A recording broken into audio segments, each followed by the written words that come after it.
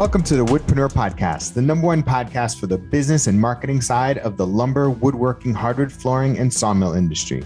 I'm your host, Steve from Acres of Timber. Each week, we feature various wood business owners and entrepreneurs from around the globe. We share their stories, paths, insights so that you can network, learn, and grow your own wood business. Thank you so much for listening. Now enjoy the episode. Hey, welcome to a brand new episode of the Woodpreneur podcast. This is your host, Steve Larziliere. Today's guest is Kevin Fassnacht from Fine Point Cabinetry. How you doing, Kevin? How you doing, Steve? What's going on, man? Good. Hey, why don't you tell everybody about Fine Point? What do you guys do?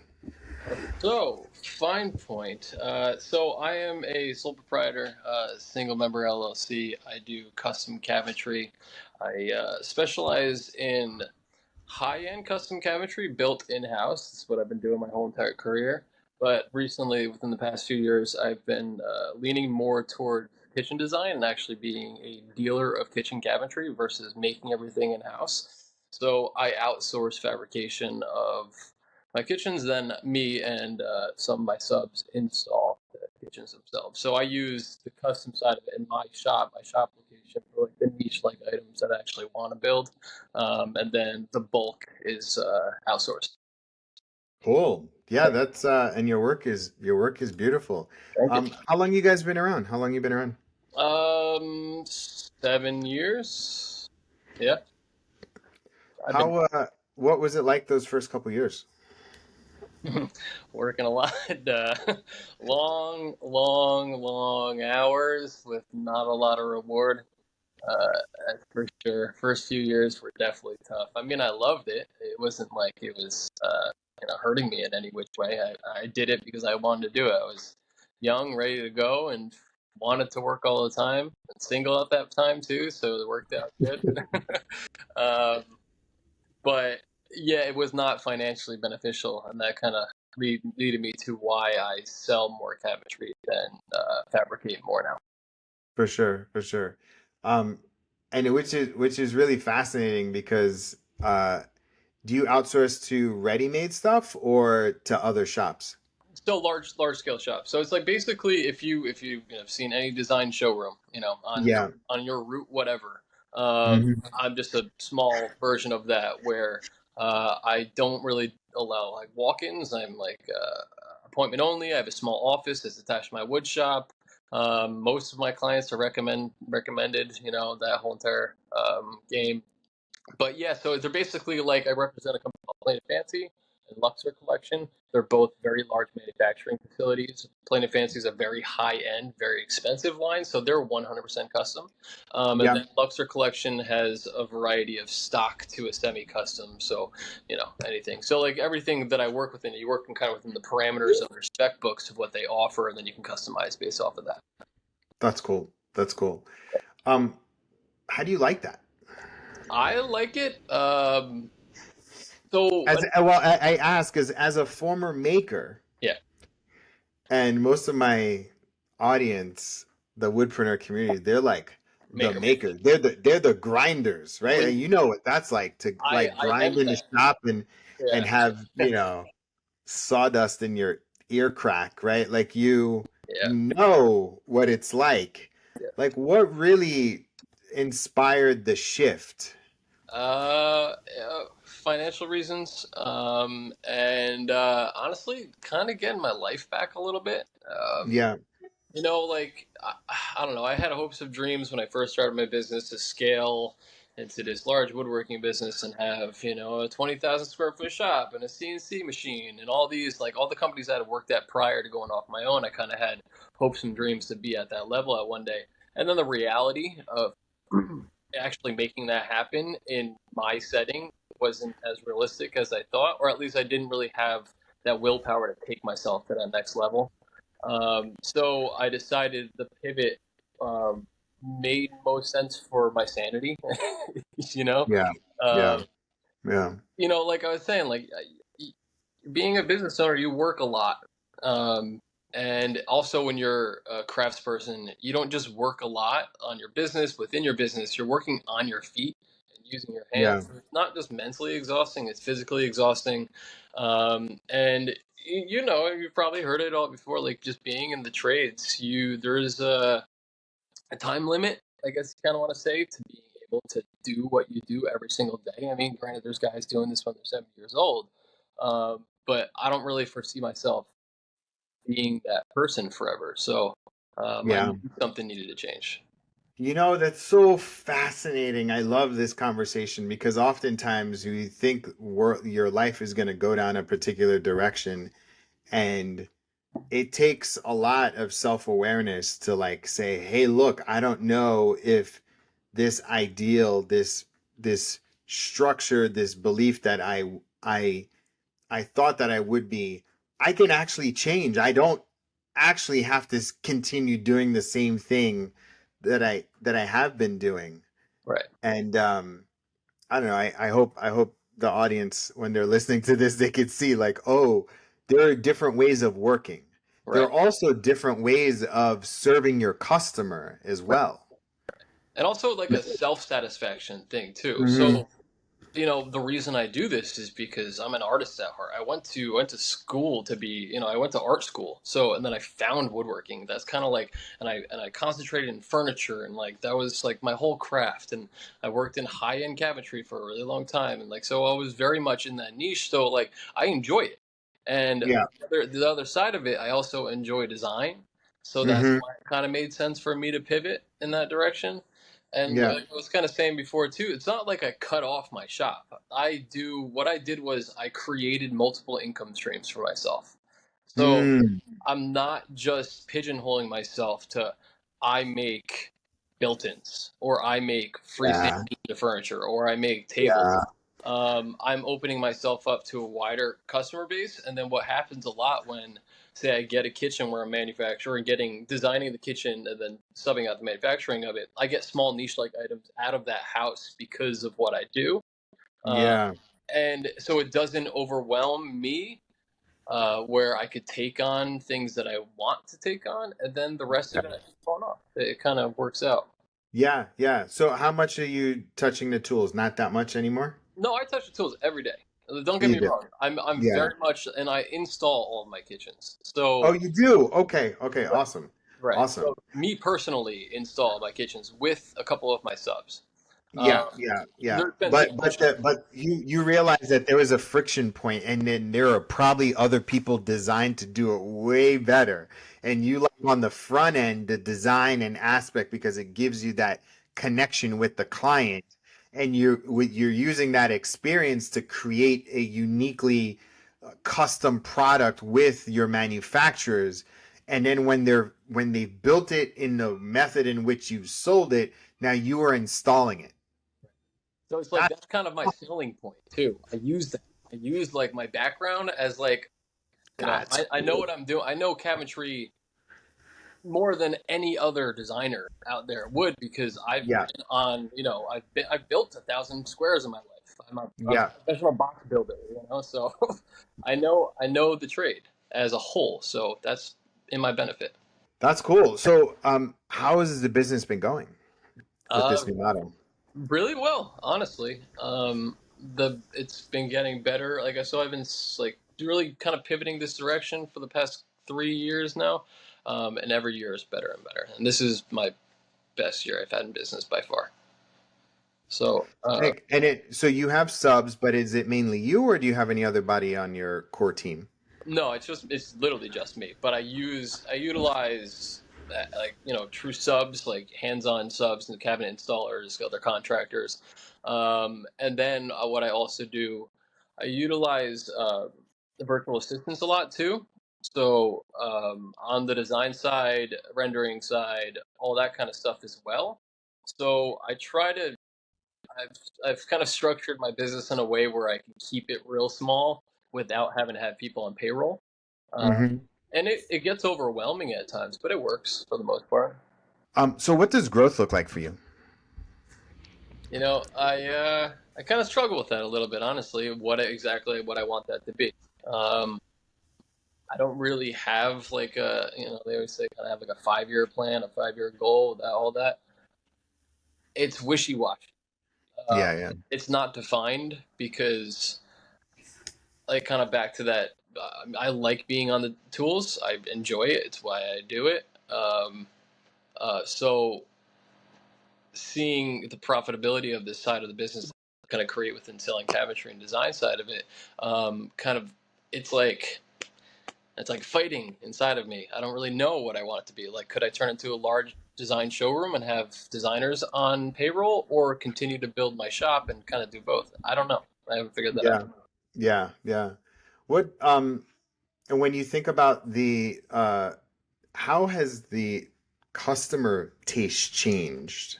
What have you noticed in the past couple of years in terms of like what customers are looking for and their preferences, and like just what kind of experience are they looking for? My customers haven't changed too much because a lot of my business is recommendation based, so it's kind of just snowballing to the same type of crowd. I work a lot in the same towns. Um, I think expectation wise is a little bit different versus when I'm like literally crafting things with my hands versus selling things. I get a little bit of a different type of client. They kind of also, it's a different type of relationship, I guess, because I'm like, it used to be as if I was making everything in their home, they just trust me. But now that I'm not literally building everything myself, it's kind of treated a little bit differently. And in your current model right now, like, are there different, have you noticed any cycles of which, oh, I'm busy this time of the year, or I'm slower this time of the year? Like, or is it just like whenever? Yeah, I don't know. I actually had this conversation a good amount just because, like, there are kind of talks of recession, all that in the mix, and I'm so small that I don't necessarily notice that kind of stuff. There's never, for the past 7 years, there's never been a rhyme or reason to why I've slowed down based off the season or time of the year. Um, it's maybe You also sell to rich people too, right? right. Yeah, yeah. Yeah. Yeah. I try to work in the, not maybe it's the 1%, but the 5%. Yeah. Yeah.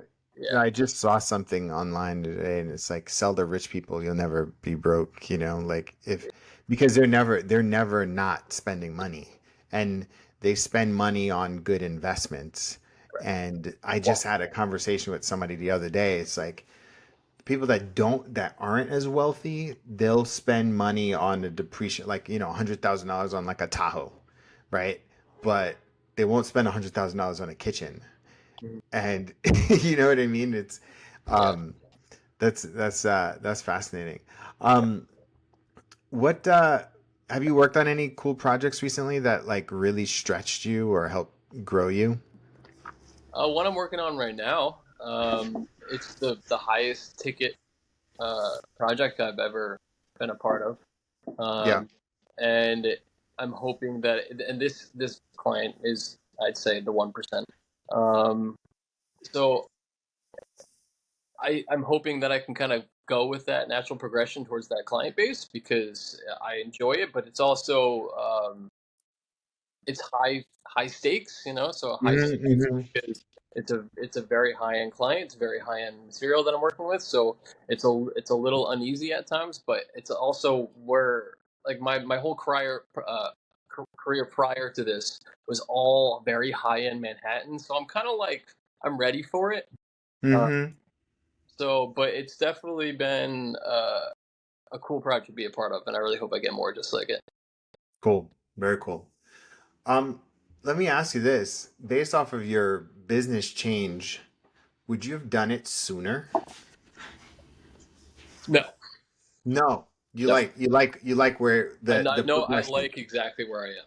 I Yeah. honestly, like, a lot of, I don't know how to say it, but like, you've been through the shit. Like, I've been poor, like, I've had Yeah. no money in my pocket, living from check to check, just like struggling, worrying about what's gonna happen next. I'm happy I lived through that. I'm happy that Yeah. I've worked 36 hours straight more than once, Yeah. and zero sleep. Like, my wife now, a girlfriend at the time, was like, she's never seen me so crazy in my life. Like, I'm happy I went through those times just because it made me to who I am today, it made me the business owner, and it's kind of given me, um I kind of think about it a lot. It's like, I don't allow myself to get taken advantage of now, because I kind of look at that period of time in my life like I've done it. I'm over it. I'm over that shit. I'm working for free. I don't do that anymore.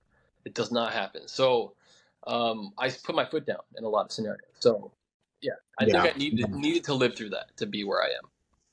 That's fascinating. Yeah, no, it's so true. Like you can't really you can't like regret your past because it brought you to where you are now. Yeah. And if you didn't eat it in the beginning and have to have, be making every single box, like I guess enjoy the journey, but also be willing to change and realize that there's probably a different alternative solution to the challenge that you're going through. You just probably need to see it from a different space, or potentially have somebody like point it out to you, because oftentimes it's hard for you to see when you're in it. It's hard for you to see, beyond the trees. Yeah. Cool. All right. So this is the part of the podcast where I give you any marketing or business advice. Is there any questions that you have that you need help with, or challenges that I can help you with? For me, I mean, yeah, I'm like, one thing, like I said, that I don't really market. I mean, I basically live in referrals. I don't market myself, and I don't know if you saw my website. It is extremely dated, and it's one thing that I do not do well, and I feel like it's one of the reasons why I've stayed the size I am. Because if I've always had a bit of a fear, if I market it, I can get outside of my comfort zone. So yeah, maybe that. So maybe is the question like, how do I market my business, or is the question, how do I grow through marketing? I don't know. I kind of understand the broad stroke of marketing. Yeah, it's kind of a personal problem that I'm dealing with here. Well, but I mean, I've helped people on this podcast with personal, like, what, basically, like, how do I want to grow, right? Is that the question? Yeah, because that's my biggest struggle. How do I want to? Well, let me ask you a couple of questions. Like, one is like, 2030, right? It's 2030, 7 years from now. It's a nice round number. How do you, when you wake up in the morning, how do you envision yourself? Like, what are you doing? Where do you live? Are you living still in New Jersey? Yeah. If it was my wife, we wouldn't, but yeah. For sure. Okay. So you're still in New Jersey. When you got young kids now, I'm sure they get dropped off at school somehow in 7 years. Where are you going to work? So I see myself, and this is kind of going back to me wanting to do less. Like that's the kind of the goal of life, right? Is to not just work to throw your whole life away. Yeah. And it's kind of one of the reasons why I kind of pivoted towards selling kitchens, because I could be more of that, like that GC type of role, and kind of the off the tools, let things happen, poke in when I need to, that type of situation. So maybe have more of a relaxed view of how my day-to-day goes. Not so much. You're relaxed. You're not doing as much. So anyway, the way that I look at it like this is like, I really like what you've built so far. And I like the approach of, you build the business that collects the leads, that has the brand, and you're dealing, and you have a team of designers that are designing, and you have manufacturers that are like, after a while, you're going to need to renegotiate your rates with them because you're driving them so much business. Right. And potentially you own a piece of their business too, maybe like 10, 20, 30% of them. But they're still in space. They're in a space. And then you have a team of installers, and you have young guys or girls just like you when you were younger, and you've built this team that is enabling you to operate at a high leadership level. Right. You're designing, you got a team of designers who are creative, more creative than you will ever be. You got a team of young people that can lift heavy big boxes and install them. And then you have relationships with that. And so therefore Fine Point is the brand that is marketing and designing and installing like high-end luxury cabinetry and kitchens in northern New Jersey. Yeah. Like that. Well, again, I just kind of painted a picture. Like, how does that resonate? That's exactly what I want. Yeah. And so to me, I'm a big fan of, like, whenever I tell people like, hey, you don't have to do everything, right? And then they're like control freaks because of what do you mean? I can't do that. I have to do everything. Who else is going to do it? I don't trust anybody to do it. Like, you will never grow because you can't do everything. Like, right. you can't, there's no possible way for you to do everything by yourself. So if you, to me, I'm like, I truly believe that, like, for you to gain more leverage, I would start documenting your systems for designing. Yeah. Seriously. Yeah. Because that's probably the easiest thing that you could hire out for. Yeah. And I would start documenting the process, like create a Google Doc and create a process for how you design, record your conversations on Zoom with folks and talk about their ideas. And then literally when you get off the phone, write up notes and annotate that. Mm-hmm. And then what I would do in the new year, I would put out an ad to hire a part-time designer. Mm-hmm. Because you learned to do it by yourself. It's not like you didn't go to school for it, did you? Right. No. School hard. You could literally do the same thing. Yeah. You can literally do the same thing. Just find somebody like that. And then once you take a little bit of that off your plate, go heavy into marketing, or even just go heavy into marketing right now, get your, 4 or 5 month lead time, use the deposits, and then bring on a part-time installer. Start teaching them things. Yeah. Be in a position where you're always hiring. Yeah. You have, right? And so many folks have heard me say this so much. It's like, you need to take a vacation. Like, you need to learn I want a vacation, so that you learn the idea of making money when you're not working. Right. And that was one of the things that I loved about subbing out the manufacturing, because that idea crossed my mind like 4 or 5 years ago, making money while I'm not physically working with my hands. Yeah. And that's beneficial in that regard. Yeah. No. And that to me is like, I would just start figuring out the path. Like, what's taking up the most time right now? Build a system, hire that out.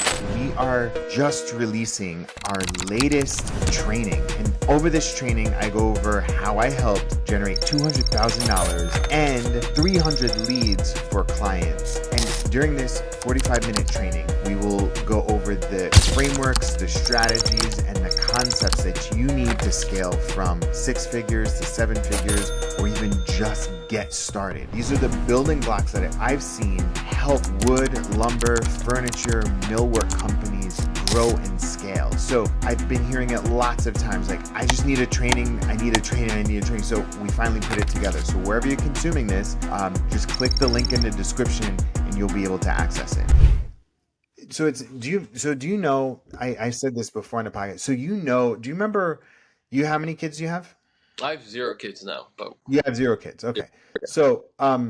So the idea is, when you got married and somehow you found the money to pay for the wedding. Mm-hmm. Somehow. Mm-hmm. Something happened. Yep. Some deposits got made. Yep. You're slapping hands with everybody. Yes. for this magical day to happen. Yep. Right? Yep. That is precisely what happens with hiring. It's like you commit and then you make it happen. Yeah. Yeah. So anyway, is that helpful? No, it does. And it's kind of the same concept of having a baby. People always say you'll never be ready. Yeah. And it's like, you know, it's the same concept. Like you'll never really feel like you're ready to hire somebody until you just do it. Yeah. Because I think that I like your model a lot. I haven't talked to anybody like you. I like your model a lot, and you're in a good area. And so to me, I'm like, freaking scale that. Literally scale that. Like scale that. Yeah. Get more designers, get more installers, and then you become the cabinet king of Northern New Jersey. Like it's the goal. Yeah. That's it. Like just become the cabinet king of Northern New Jersey, and everybody knows who you are and what you do. Right.